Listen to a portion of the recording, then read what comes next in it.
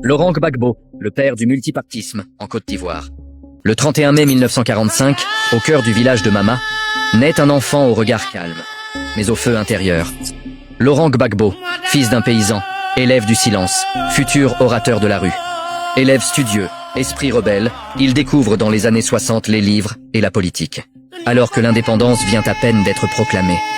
Mais pour lui, cette indépendance ne suffit pas. Il veut une véritable libération, économique, sociale et culturelle.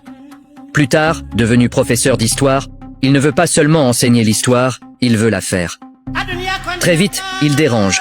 Il critique le régime de Félix Houphouët-Boigny et ose l'impensable: créer une opposition dans un pays à parti unique. En 1982, il est arrêté pour avoir exigé la démocratie. Derrière les murs de sa cellule, il ne plie pas. Son combat commence réellement. En 1985, contraint par la répression, il prend le chemin de l'exil. En France, il parle dans les universités, les cafés d'exilés, raconte l'Afrique bâillonnée et rassemble ceux qui rêvent d'une autre Côte d'Ivoire. C'est dans la clandestinité qu'est fondé en 1982 le Front populaire ivoirien, un parti de rupture, enraciné dans le peuple. À son retour, une rencontre symbolique a lieu avec Houphouët-Boigny. Le jeune opposant parle franc. Il faut ouvrir le jeu politique, instaurer le multipartisme. En 1990, la Côte d'Ivoire s'ouvre enfin au pluralisme.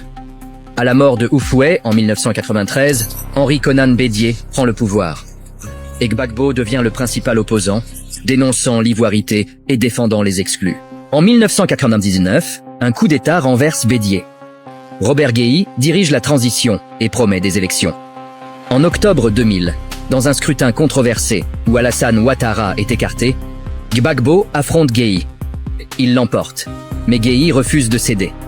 Le peuple descend dans les rues d'Abidjan, la pression monte. Et finalement, Guéhi fuit.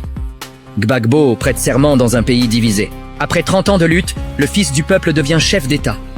Mais déjà, à l'horizon, les ombres de la guerre commencent à se dessiner. À bientôt pour la partie 2. Laurent Gbagbo. Entre feu, justice et retour.